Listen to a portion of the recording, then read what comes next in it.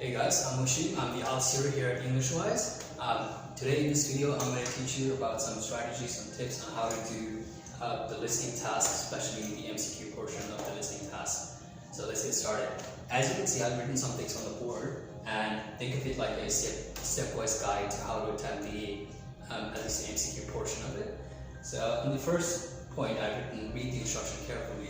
So that may seem like a very simple thing to say, but in fact, I see lots of students who don't read the question properly. So sometimes in MCQs, you get questions like, what are two things that the author agrees with? Instead of one, you have to pick two. And there are sometimes there will be instructions that change the nature of the question. So always on the question, look for these kinds of things. Read the instruction properly and what to actually do. Because if you don't get the whole point for that. So let's move on to point 2. Point 2 is don't rush to pick the answer. So usually in IELTS speaking, what happens is that all the option you will hear it in the audio at some point. That is the case for, let's say, 90% of students. So all of your options will be given to you, and you will hear everything, and you may get confused by that. So the best strategy here is to not answer anything. Just because you hear something, don't put your answer down immediately. Don't rush for the answer. Wait for, let's say, 2-3 sentences. Sometimes they tend to change the answer. So always look for these kinds of things as well. Don't get ahead of yourself and just put the first thing that you hear. Students who do that score a little bit higher grades in the actual test. So always listen to the full text, full audio before you answer. Not full audio, but let's say 2-3 sentences in advance before you think you found the answer. Always listen a little bit more, because chances are the answer is going to be changed at some point, or you're going to hear all of the options at some point as well. That can happen. So let's move on to the point number 3. Point number 3 is look at subtle difference between options. So what do I mean by that? So let's say your option A is there's a keyword. It says this sentence mentions the drawback. For sentence B, it says this sentence mentions the limitation. So those are your two options, let's say, for example. And you have to pick one out of these two. Now, notice the usage of the words drawback and limitations. These two words sound extremely similar, and sometimes students may interchange the usage of these two words. So limitations and drawbacks, even though they sound similar and can be used in a similar context, these are two slightly different things.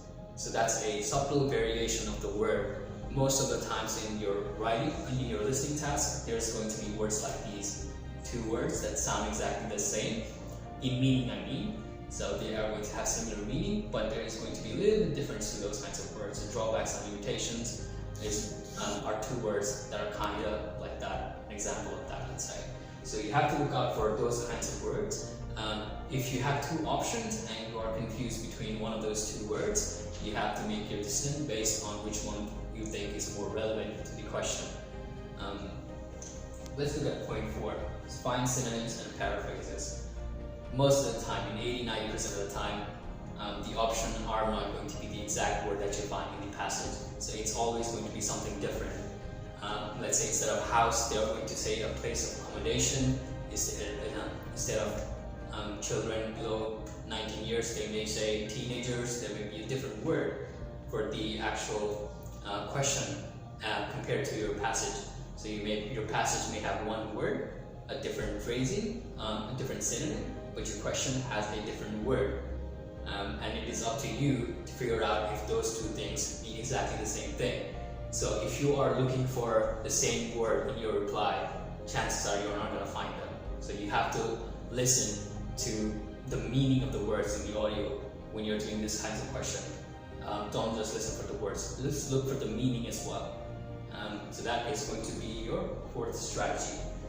The 5th strategy is going to be beware of qualifying words. So what are qualifying words? Qualifying words are things like most, usually, sometimes, and if you have attempted IELTS listening test before, you probably have seen these kinds of questions. So let's say it says most people like to play soccer. Let's say that's your sentence. So does that imply some people play soccer as well?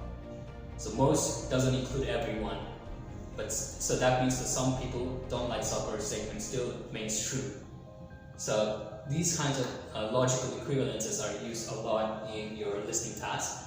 So make sure you listen to these kinds of qualifying words, especially most, usually, sometimes, or even like things like however. However usually implies there's a added dimension to whatever sentence that has been given to you. So always listen to these kinds of words, most, usually, sometimes, and as you practice with these kinds of qualifying words, you get a general understanding of what kinds of variations, like what kinds of answers is acceptable to this. So that is your 5th tip. Your final tip would be, use the time effectively that is provided to you. So before the start of the test, you are almost always given, let's say, 30 to 45 seconds of time to read the question.